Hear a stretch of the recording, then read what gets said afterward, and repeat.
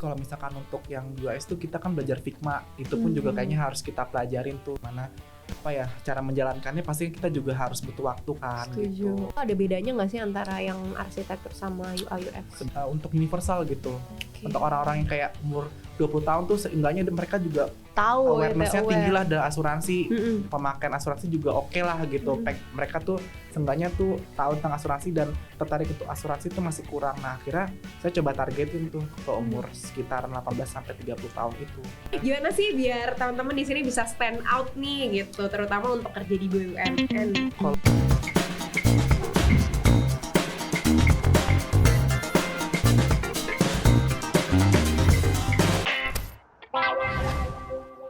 Halo everyone, kembali lagi bersama aku Safira di Deep Talk episode kali ini. Dan hari ini kita akan ngebawa salah satu bintang tamu dari alumni UI UX di Bimbing nih teman-teman, yang akhirnya mungkin kalau dibilang serumpun juga enggak, tapi kalau dibilang jauh banget dari switch karirnya juga enggak. Jadi dia tuh switch karir dari arsitektur ke UI UX. Jadi lumayan menarik ya untuk kita bahas hari ini bagi teman-teman juga yang di luar sana mungkin dari arsitektur ataupun mungkin jurusan lain pengen switch karir ke UI UX, boleh banget nonton video ini sampai akhir. Dan mungkin kita bisa langsung kenalan aja kali ya teman-teman, ke namanya Mas Rian. Halo Mas Rian. Halo. Halo teman-teman. Nah, mungkin Mas Rian boleh nih perkenalkan diri, mungkin background pendidikan, kesibukan saat ini, silakan. Oke, aku perkenalkan dulu ya. Nama aku Rian Faisal Askor, bisa dipanggil Rian. Aku bekerja sekarang itu di perusahaan FG Life sebagai UX researcher, dan pendidikan terakhir itu aku S2 di arsitektur UI. Wow, keren. Ternyata udah sampai S2 nih teman-teman. Jadi S1-nya dari arsitektur interior. Wow, UI juga, terus habis itu S2 lagi di UI lagi arsitektur. Wow, keren banget. Nah, berarti mungkin ngelihatnya nih ternyata Mas Rian nih keren banget udah sampai S2 arsitektur gitu ya. Kok bisa sih akhirnya memutuskan beralih karir gitu ke UI UX design, tuh awalnya gimana nih Mas? Mungkin dari ini ya, dari pengalaman juga ya. Saya kan dulu juga sempat kerja juga gitu waktu pas lah S2 juga, sempat juga di salah satu konsultan desain juga gitu ya. Jadi memang saya sih ngerasanya memang proses implementasi saya pada saat kuliah gitu, proses saya, keilmuan saya gitu, itu tuh kayak kurang terimplement sih pada saat saya bekerja gitu. Jadi saya ngerasa bahwa saya kok kurang satisfied gitu ya pada saat saya bekerja di perusahaan biro konsultan desain gitu. Kayak gitu. Dan juga memang mungkin dari beberapa teman-teman saya juga gitu ya, di mungkin pernah juga bekerja di perusahaan konsultan kayak gitu, memang untuk proses waktunya juga berat gitu. Misalkan seminggu kadang suka handle proyek kayak gitu, which is itu kayak spending time juga gitu kan. Kita kan ibaratnya juga butuh ya key time lah gitu untuk keluarga gitu lah, buat kita sendiri juga. Jadi kayak banyak waktu yang memang harus dikorbankan gitu. Wow. Jadi pada akhirnya memang saya mulai mencari mencari sebuah job juga gitu, yang sekiranya tuh bagaimana caranya saya mencari job yang kiranya tuh cukup samalah dengan keilmuan saya gitu sebagai seorang desainer gitu. Tapi memang dari proses waktunya juga fleksibel gitu. Kayak gitu sih. Oh wow, jadi emang masih nyari yang mirip-mirip lah ya gitu, mungkin nggak yang mungkin nggak jauh banget kan arsitektur sama UI UX. Karena tadi mungkin di belakang kamera nih teman-teman, kita tadi lagi sempat cerita juga ya, kalau di UI tuh pembelajarannya tuh rada mirip-mirip ke UI UX juga ya tadi ya Mas ya? Iya benar, jadi memang di UI itu tuh dominasinya itu lebih ke proses research, proses bagaimana kita membuat konsep desain gitu, bagaimana kita membuat sebuah metode yang nantinya desain kita itu bisa terpakai oleh orang lain, aksesibilitas kayak gitu. Oh, I see. Nah itu saya ngerasa bahwa proses itu diimplementasikan sih di proses UX research kan, UI UX juga gitu. Bagaimana kita dari proses desainnya itu tuh banyak metode yang harus dicapai gitu, sehingga desainnya itu lebih aksesibel gitu. Oh, makanya kan sekarang UX researcher jadi sejalan ya, Nah, karena sejalan. dulu di kuliah juga ya belajarnya kurang Belajarnya lebih tentang mirip-mirip ya. tentang proses research-nya juga sih gitu, kayak apa. Oke. Jadi pada saat saya juga ikut bootcamp gitu, itu juga kan juga belajar juga tuh cara research segala macam, itu sebenarnya sudah saya pelajari di waktu pas beberapa gitu ya gitu. Oh ya, tapi mungkin karena kalau di bimbing kan itu UI UX, jadi tambahan barunya tuh yang Tambahan UI-nya ya, yang bagian user interface-nya berarti ya Mas. Iya. Oke. Jadi itu saya ngerasa kok ada menarik ya gitu, beberapa ilmu saya yang kemarin tuh rada terimplementasi gitu di situ malah kayak gitu. Kan juga kan emang pertimbangan keduanya itu kan saya tuh dari S1 arsitektur interior. Nah, itu juga lebih ke user centric tuh. Kita ngebuat ruang itu untuk manusia, dimensi juga kita pelajarin bagaimana kita bisa memberikan persepsi yang baik untuk user melihat ruangnya gitu kan. Itu juga sebenarnya sama dengan UI UX. Tapi memang kalau UX kan lebih ke visual, visibilitas. Betul. Untuk melihat ininya kan, interface-nya ya, gitu betul. kan gitu. Jadi kayak sebenarnya hampir sama sih. Mirip-mirip ya, berarti ya, sejalan juga. Wah, keren banget nih. Berarti kan ternyata kalau Mas Rian sendiri tuh pernah kerja, sempat juga lah mungkin di biro, karena kan arsitektur pasti emang ke arah sana kan kerjanya di awal-awal. Nah, terus mungkin kan setelah ke UI UX tuh pasti ada beberapa perbedaan lah ya pastinya, dan mungkin boleh nggak sih Mas mungkin sharing nih ke teman-teman gitu tahap awal proses untuk job seekingnya gitu kan, dulu awalnya di biro yang arsitektur, sekarang kan UI UX gitu. Mungkin lebih ke ini ya, lebih ke penggunaan aplikasinya ya. Kalau misalkan kan kalau di arsitektur tuh lebih kayak 3D gitu kan, kayak buat desain bangunan gitu, pakai SketchUp atau pakai AutoCAD, mungkin yang anak-anak arsitektur tahu. Nah, tapi kalau misalkan untuk yang di UX tuh kita kan belajar Figma, itu pun juga kayaknya harus kita pelajarin tuh gimana cara menjalankannya, pasti kita juga harus butuh waktu kan. Setuju. Gitu. Terus juga yang kedua dalam sisi tadi kayak dimensi, misalkan arsitektur satuannya milimeter, sentimeter kayak gitu istilahnya ya. Tapi kalau misalkan UX tuh lebih ke pixel gitu. Oh iya. Ya kan. Menarik. Jadi kayak gimana sih kita bisa kayak thumb friendly, kayak buat aplikasi yang ibaratnya bisa tangan tuh enak gitu dipencetnya kan. enak ya. Enak gitu. Jadi kayak jarak antar ikonnya tuh kayak gimana sih? Itu juga kayaknya tuh implementasinya sama sih sebenarnya. Oh, mirip-mirip yang ya. bedakan ya itu aja, cuma dalam segi dimensinya sama dalam segi yang tadi medianya aja gitu. Tapi mungkin kalau misalnya proses hiringnya sendiri gitu, misalnya kayak dari mulai portofolio gitu, mungkin CV atau mungkin interviewnya gitu, itu ada bedanya nggak sih antara yang arsitektur sama UI UX? Sebenarnya sama sih. Kalau yang di UX dengan arsitektur tuh yang pertama itu kalau dari segi perusahaan itu lihat CV dulu, terus setelah itu lihat portofolio gitu kan, desain kita dari segi journey desain kita tuh kayak apa gitu. Terus yang ketiga itu kan design challenge ya biasanya ya. Kayak dari perusahaan tuh kalau misalkan sudah qualified CV sama portofolionya, itu pasti dia bakal diarahkan untuk kamu lulus tapi kamu akan diberikan tes dulu nih, tes desain dulu dalam beberapa hari atau dalam beberapa jam kayak gitu. Terus sebenarnya hampir sama sih dengan arsitektur sama. Oh, mirip-mirip juga ya berarti ya. Kalau misalnya berarti dari Mas Rian sendiri, kalau dari kesamaan sama perbedaannya tadi udah, kalau kesamaan mungkin mirip-mirip ya. Tapi kalau mungkin boleh nggak sih dijelasin nih kali perbedaannya gitu. Apa sih yang dari arsitektur sama UI UX ini gitu, pengalaman pas nyari kerjanya gitu. Pas nyari kerja. Kalau pas nyari kerja sih sebenarnya kalau UI UX itu ini sih lebih ke challenge-nya sih. Misalkan kan UX itu kita tuh berhadapan dengan berbagai macam background ya. Maksudnya kayak kompetitor kita tuh banyak banget, kayak dari orang IT-nya mungkin dia udah dari segi knowledge-nya juga udah dalam gitu kan daripada kita gitu. Atau mungkin dari jurusan-jurusan lain yang ingin mengejar itu. Nah, itu mungkin lebih ke bagaimana kita bisa menghasilkan desain yang rada berbeda sih dari yang lainnya. Kalau misalkan kita kerjanya itu misal kita nyelamar sebagai arsitek gitu di konsultan, itu kan kita challenge-nya paling cuma orang arsitek sama desain interior kayak gitu. Kayak gitu sih. Jadi lebih ke kompetitor ininya orang-orangnya gitu. Lebih banyak sekarang, lebih banyak kalau UI UX kayak gitu. Tapi kalau dari Mas Rian sendiri sebelumnya pas UI UX kan sekarang di BUMN ya. Sebelumnya pernah di tempat lain juga nggak sih sebelum kerja di BUMN ini? Kalau saya dulu emang ini di konsultan arsitek. Oh, jadi langsung abis itu switch career di tempat yang sekarang iya, ya berarti iya. ya? Ya itu sempat sih sempat ikut arsitek gitu karena memang secara mentally itu memang apa ya Kurang cocok kali ya. Gitu kan quality time-nya kayaknya kok rada berat gitu apa sistem kerjanya gitu. Akhirnya sempat resign terus sempat vakum sambil job seeking juga sambil ikut bootcamp juga gitu. Oh, jadi pas lagi vakum tuh sambil ikut bootcamp yang dibimbing ya berarti ya?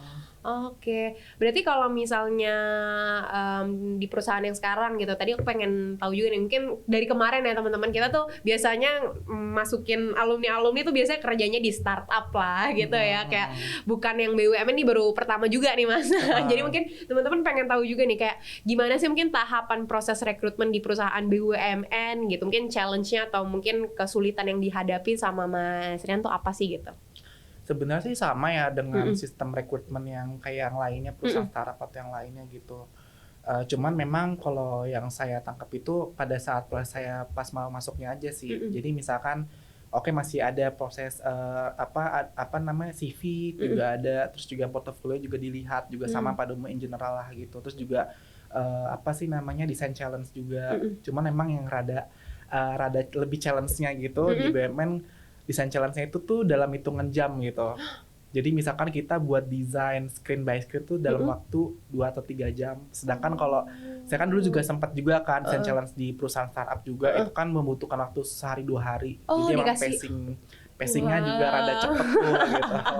Oh iya, jadi Iya. kalau dulu mungkin kalau di startup tuh bisa kayak oke dikasih waktu belasan jam, puluhan jam. Tapi kalau ini cuma 2-3 jam. Iya, soalnya itu kan kayak kita tuh itu kan juga dibatasin juga kan. Mungkin juga variabelnya mungkin rekrutmen apa partisipan yang pengen masuk ke perusahaan itu juga banyak. Jadi emang dalam segi tahapan di sana juga lebih cepat supaya lebih ngasih bisa orang yang memang qualified kayak gitu. Oh, keren banget. Jadi cuma 2-3 jam doang ya untuk ngerjain itu, Wak. Aku ngebayanginnya tuh kayak Iya itu sih. pressure banget berarti ya. Ya dulu kayak sempet nggak expect sih kayak kayaknya nggak akan keterima nih gitu kayak Oh gitu. iya, tapi ternyata ya alhamdulillah keterima Iya, ya. betul.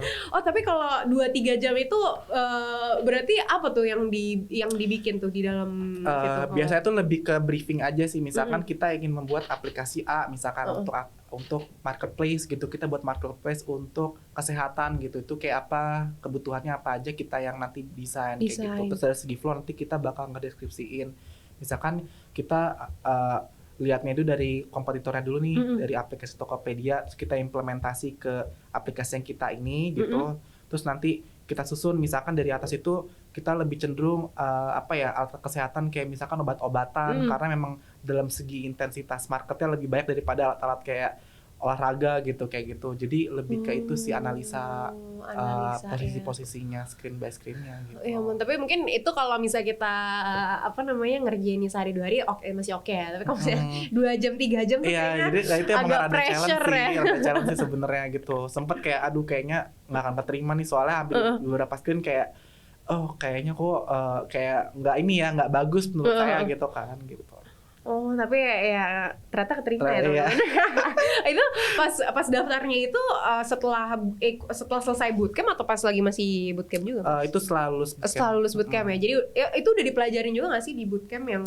Oh iya, dipelajarin juga sih. Itu kan kalau di bukan belajar tentang desain sprint juga ya. Itu juga kayaknya bisa masuk tuh. Kalau kita desain challenge juga kan. Oh, I see. Gimana kita bisa ikutin pacing ininya gitu, desainnya supaya lebih cepat. Hasil desainnya juga oke kayak gitu. Oh, itu dipelajarin juga ya berarti. Juga di bootcamp. Wow, keren-keren. Berarti kalau dari signifikan, mungkin perbedaan signifikan kali ya yang perusahaan dilamar itu tadi emang apakah cuman waktu jamnya itu yang kayak biasanya kalau misalnya startup 1-2 hari, terus kalau misalnya BUMN 2 jam itu doang kah atau mungkin ada lagi Mas? Paling itu aja sih. Itu aja yang paling kayak krusial banget itu. Yang kayak masalah waktu sih ya. Kalau orang desain tuh sebenarnya kan masalah waktu ya. Bener. Ibaratnya kita kalau mau desain ya kalau logikanya kalau kita semakin lama waktunya desainnya semakin komprehensif, semakin oke, semakin sesuai dengan goals kita gitu. Tapi kalau makin cepet ya makin aduh kayaknya nggak meyakinkan nih kayak gitu sih paling. Oh, oke. Berarti kalau mungkin dari Mas Rian sendiri boleh nggak sih ngasih insight gitu rutinitas keseharian gitu ya di posisi yang sekarang UX researcher gitu itu ngapain aja sih gitu? Yang pertama sih UX research karena memang di sini tuh sebenarnya untuk staff sebagai UX research itu sebenarnya masih sedikit ya. Jadi kita memang untuk pertama itu kita tuh sering banget buat roadmap gitu. Jadi kayak untuk UX research tuh dalam 1 bulan itu kita mau research apa aja sih gitu. Kita ngeliat dulu dari existing nih, misalkan ada sesuatu yang kurang nih di fiturnya, penggunaannya kok intensitasnya rendah ya gitu, atau enggak kayak user kok pas ngeklik ini kok jarang kayak gitu, atau pain point kayak gitu. Jadi kita melihat dulu nih problemnya dari sebelumnya itu kayak apa, baru kita propose 1 bulan ini kita mau mengerjakan apa aja, mau pengen mengobservasi apa aja kayak gitu untuk fiturnya kayak gitu. Nanti dari situ nanti kita coba nih, misalkan biasanya saya sih kalau misalkan di minggu pertama di bulan itu tuh saya ngebuat kayak objektifnya gitu, kayak kita tuh pengen research apa sih, misalkan research tentang fitur A, B, C, D, E gitu. Terus kita misalkan mau buat targetnya apa, target yang kita mau partisipan tuh orang-orang apa, misalkan untuk orang-orang misalkan karena memang asuransi itu tuh biasanya kan in general itu untuk orang-orang yang berumur ya gitu, benar. Awareness-nya tuh lebih tinggi gitu. Tapi kalau misalkan untuk orang-orang yang produktif kayak kita gini tuh awareness-nya kurang kayak gitu. Sedangkan yang diharapkan di perusahaan itu tuh pengen itu loh, apa sih namanya, untuk universal gitu. Untuk orang-orang yang kayak umur 20 tahun tuh seenggaknya mereka juga Tahu awareness-nya gitu, tinggi lah dari asuransi, pemakaian asuransi juga oke lah gitu. Mereka tuh seenggaknya tuh tahu tentang asuransi dan tertarik untuk asuransi tuh masih kurang. Nah, akhirnya saya coba targetin tuh ke umur sekitar 18 sampai 30 tahun itu gitu. Jadi kayak gimana caranya supaya orang-orang yang sebagai orang-orang yang masih muda itu awareness-nya tinggi, apa yang harus kita tingkatkan, fitur apa yang harus kita tingkatkan di situ. Retargeting juga lagi ya, karena gitu. Jadi kita kita mungkin kalau sedikit apa namanya tentang ideas juga gitu di perusahaan kita tuh, kayak kita tuh pengen kayak buat aplikasi tuh yang nggak cuma tentang asuransi tok aja gitu. Jadi kayak ada fitur-fitur tertentu yang ibaratnya orang tuh secara kualitasnya tuh make dan tertarik kayak gitu. Oke, menarik Jadi banget. itu jadi sebagai challenge juga sih untuk UX research juga kan. Gimana sih asuransi kok bisa jadi nantinya ke depannya orang juga tertarik untuk pakai gitu kan aplikasinya gitu. Fitur apa yang harus ditingkatkan kayak gitu. Bisa, karena aku juga mikir kayak oke, asuransi kayak aku juga kan aku masih ber-20-an kayak ngapain ya? Kayak males gitu. juga kayaknya deh makainya gitu ya.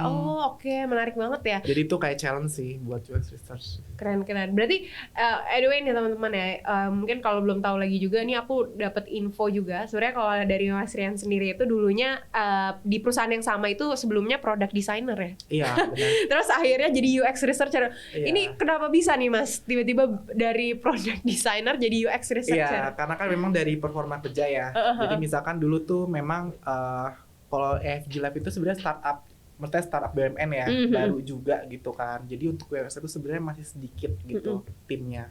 Nah itu juga dulu karena memang saya proses kerja juga, lead juga ngeliat gitu, kayaknya lu tuh potensial deh di UX research gitu. Lu coba deh research dulu kayak gimana sih performanya aplikasi kita tuh kayak apa gitu. Nah itu akhirnya kayak pas jadi product designer tuh emang bener-bener saya tuh bener-bener ngulitin banget kayak dari proses research sampai ke produk, sampai ke dari end to end lah gitu. Jadi memang dari situlah pas di bulan Januari, which is itu kan kayak Q1 gitulah, kayak ibaratnya di setiap perusahaan tuh ada goals-nya lah gitu. Bener. Kan, apalagi lah, Q1 ya baru awal banget nih gitu. Udah gitu banyak plan pertimbangan untuk mengedepankan research. Akhirnya saya maksudnya diarahkan ke dedicating untuk UX research kayak gitu. Tapi bedanya tuh jauh banget gak sih dari product designer ke UX researcher? Sebenarnya sama sih, tapi memang dari ya? segi handlingnya aja. Kalau misalkan product designer kan benar-benar dari research sampai ke design. Tapi memang itu ada plus minusnya ya. Misalkan kita akhirnya nggak fokus ke research gitu, banyak sesuatu yang masih miss lah, karena kita masih handle design gitu kan. Jadi dua-duanya di handle. Kalau misalkan berarti kita fokus di research aja gitu. Jadi lebih fokus ya. Lebih fokus, dan akhirnya kita bisa ngerekomendasiin hasil riset kita ke UX lainnya, ke tim kita yang lainnya. Jadi mereka kerja juga lebih optimal kan gitu. Kalau misalkan ada UX research, jadi lebih terarah gitu. Lebih terarah ya. Jadi dan berarti lebih enak juga ya kalau di UX researcher ini. Oke. Berarti kalau dari Mas Rian sendiri juga boleh nggak sih mungkin sharing insights gitu ke teman-teman kenapa gitu mungkin menjadi digital talent di BUMN tuh menarik dan prospek yang baik gitu. Prospek terbaik itu mungkin karena memang di BUMN itu pertama ini ya lebih settle ya. Jadi memang kalau BUMN itu kan memang perusahaan badan usaha milik negara gitu kan. Jadi itu kayak quotes yang sangat umum gitu. Itu memang kalau untuk perusahaan itu pasti lebih settle yang pertama gitu. Tapi memang dan juga memang keilmuannya juga banyak sih karena memang di BUMN itu kan sebenarnya untuk UX itu masih sedikit ya. Untuk approach-nya itu masih sedikit beda dengan startup yang lebih banyak pegawai BUMN-nya, UX sorry. Itu juga jadi keilmuan yang cukup banyak yang bisa kita dapetin sih gitu. Gimana kita bisa mengembangkan aplikasi BUMN yang cukup ibaratnya kekinian gitu dan bisa jadi kompetitor untuk startup swasta lainnya gitu. Karena kan secara ya mungkin bisa melihat lah ya dari segi realitanya tuh sebenarnya di BUMN atau berhubungan dengan negara gitu pemerintah kan itu gitu memang ya. aplikasinya itu memang harus dikembangkan lebih lanjut ya gitu supaya orang market itu juga bakal lebih banyak gitu karena emang target kita kan umum gitu. Benar. Setuju sih. Jadi mungkin kenapa nih jadi menarik ya buat teman-teman karena ya jangan ngejar ke startupnya ya karena banyak tuh yang ngejar ya. Jadi mungkin bisa nih teman-teman cari yang di BUMN karena emang opportunity-nya berarti masih gede ya. Masih gede banget gitu. Ibaratnya orang BUMN tuh apalagi nanti beberapa perusahaan-perusahaan lain kayak perusahaan bank atau yang bebas BUMN itu juga banyak banget kan lagi nge-hiring UX besar-besaran gitu. Benar. Karena emang emang digitalisasi ini emang real ya teman-teman. Real. Jadi nggak cuma startup aja tapi hampir di negara pun juga.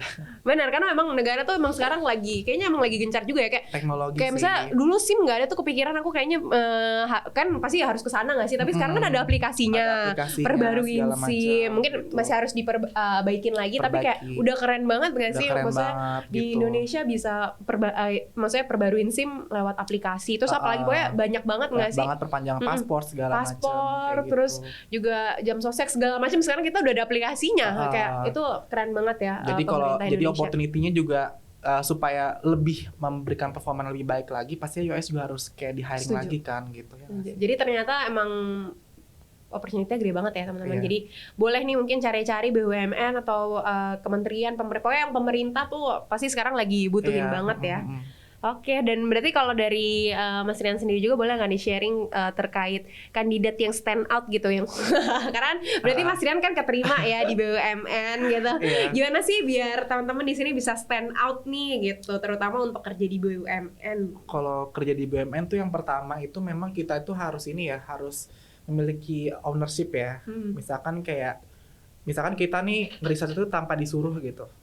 Istilahnya begitulah. Kayak ini kita ngasih ide, kita ngasih propose ke lead kita atau ke stakeholder gitu kayak ini ada kekurangan nih di bagian fitur ini gitu. Kita kasih datanya kayak apa, udah gitu kita mau propose research-nya kayak apa. Jadi kayak kita tuh nggak langsung didikte misalkan Rian riset ini ya, terus riset B yang nggak kayak gitu, tapi kayak kita nge-propose data sendiri, kita yang kerja sendiri kayak gitu.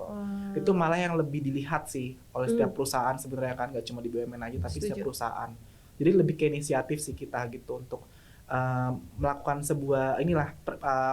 melakukan sebuah solusi lah gitu untuk meningkatkan performa aplikasinya gitu. Oke, menarik. Iya sih, jadi teman-teman emang kalau misalnya mau ngelakuin apapun ya sebenarnya sama juga ya, nggak di BUMN doang ya, kayak di startup di mana pun. Jadi lebih ke ibaratnya ownership-nya lebih jalan sih gitu. Setuju. Jadi kayak ya ada ideas itu bisa dikasih tahu gitu ke bos kita gitu. Jadi biar ya ketahuan lah kalau misalnya kita kerja dengan baik gitu ya. Dan mereka nggak salah gitu kalau hiring kita. Dan mungkin beberapa statement terakhir juga kali nih ya Mas Rian gitu.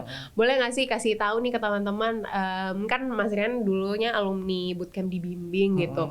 Kira-kira apa sih yang mungkin ternyata bisa diaplikasiin nih gitu pas lagi misalnya lagi interview, lagi nyari kerja, ternyata berguna banget nih yang waktu itu belajar di bootcamp atau mungkin pas lagi kerja sekarang pun gitu. Mungkin yang pertama itu ya basically memang di bootcamp itu kan banyak banget ya belajar ilmu-ilmu baru tuh banyak banget gitu. Maksudnya pas saya juga lagi masuk juga di UI UX juga di bootcamp itu kan banyak yang harus kita pelajarin gitu dari segi proses kita berpikir kayak apa gitu, design thinking lah gitu. Itu juga akhirnya tuh juga menjadi insight yang dapat yang bagus sih gitu. Itu juga yang kedua tuh memang lebih ke portofolio ya. Jadi kayak portofolio itu penting sih guys. Jadi kayak ibaratnya kita mau bootcamp pun pasti outputnya juga portofolio yang proper kan. Kita ibaratnya kita ngikutin bootcamp pasti kita apa yang kita dapat sih, dapat portofolio yang proper untuk kita nanti ngelamar kerja kayak gitu. Jadi intinya kayak bagaimana kita bisa menyerap lah ilmu-ilmu dari bootcamp tersebut, kemudian kita bisa mengimplementasi ke dalam portfolio yang bagus gitu, dan pada akhirnya kita ngelamar pekerjaan pun juga jadi lebih posibilitas dapetnya juga lebih besar gitu. Jadi lebih kita fokus ke ini sih, portfolio yang bagus yang proper gitu, dengan kita mempelajari menyerap ilmu banyak dari bootcamp itu sendiri. Oh iya, soalnya aku juga mikir-mikir keren banget ya berarti kayak Mas Rian dulu ikut bootcamp terus habis itu nyoba di BUMN terus keterima, berarti portofolionya oke dong ya. Seharusnya ya nggak sih teman-teman setelah ikut bootcamp juga. Dan mungkin kalau dari Mas Rian sendiri mungkin boleh nih closing statement atau mungkin pesan dan buat pesan-pesan buat teman-teman yang di rumah gitu, kira-kira gimana sih bagi teman-teman mungkin yang pengen switch karir atau pengen belajar UI UX itu mungkin boleh nih kasih sarannya gitu ke teman-teman. Iya, yang terpenting sih ini sih ya, kita tuh harus belajar terus gitu ya guys. Jadi kayak misalkan kita kan di UI UX oke lah sekarang itu tuh banyak banget tuh kayak antusias UI UX, banyak banget tuh orang yang pengen shifting karir kayak gitu. Nah, caranya supaya apa? Caranya gimana sih supaya kita tuh bisa dapat opportunity yang lebih besar untuk dapat pekerjaan? Yang pertama itu ya kita harus terus memperbaiki portofolio kita gitu. Jadi intinya kayak dari proses kita studi kasus gitu, misalkan kayak ada sesuatu yang bisa kita ambil ya kita perbaiki terus gitu. Jadi kayak intinya sih gitu sih, supaya ibaratnya portofolio kita meningkat dan kita bisa adapt lah dengan orang-orang sekitar gitulah, dengan UX lainnya kayak gitu. Jadi intinya seperti itu sih. Jadi kita terus mengembangkan keilmuan kita perbaiki portofolionya supaya bisa dapat opportunity pekerjaan gitu. Oke, menarik banget ya teman-teman hari ini ceritanya, karena dari dulu itu kita selalu membawa teman-teman rata-rata ya itu startup, dan ini baru pertama kali banget nih ada alumni di Bimbing yang datang dan lulusannya dari maksudnya lulusan di Bimbing terus habis itu kerjanya di BUMN gitu ya. Jadi mungkin teman-teman di sini apa sih insight yang bisa kita dapatkan hari ini gitu kan. Jadi ternyata emang BUMN tuh lagi gencar-gencarnya juga kali ya untuk memperbaiki segala mungkin websitenya kah atau mungkin mobile apps-nya kah gitu ya. Jadi mungkin kalau teman-teman ikut bootcamp tuh jangan cuman berpaku pada oke gue pengen kerja di startup, enggak juga ya. Jadi banyak ternyata di luar sana BUMN, pemerintahan yang emang sekarang lagi ngegarap UI UX yang lebih bagus, terus mungkin front end back end yang lebih bagus lagi atau segala macam yang berbau digital gitu lebih gencar lagi kan sekarang gitu. Jadi mungkin kalau teman-teman gitu ya pengen kayak Karian juga gitu berhasil gitu dari dulunya S1 S2-nya arsitektur terus sekarang kerjanya di BUMN jadi UX researcher yang dulunya padahal sebelumnya product designer gitu ya. Itu boleh banget mungkin kalau teman-teman pengen tanya-tanya juga tentang UI UX desainnya di Bimbing, itu bisa ke admin Mila atau mungkin ke website kita ya teman-teman di bimbing.id gitu. Jadi thank you juga nih buat Karian hari ini yang udah sharing banyak banget ya dan menarik banget gitu. Jadi teman-teman bisa tahu nih tentang BUMN tuh insight-nya kayak gimana sih. Dan teman-teman thank you so much, see you on the next podcast. Jangan lupa like, subscribe di YouTube-nya di Bimbing. Thank you. Bye bye.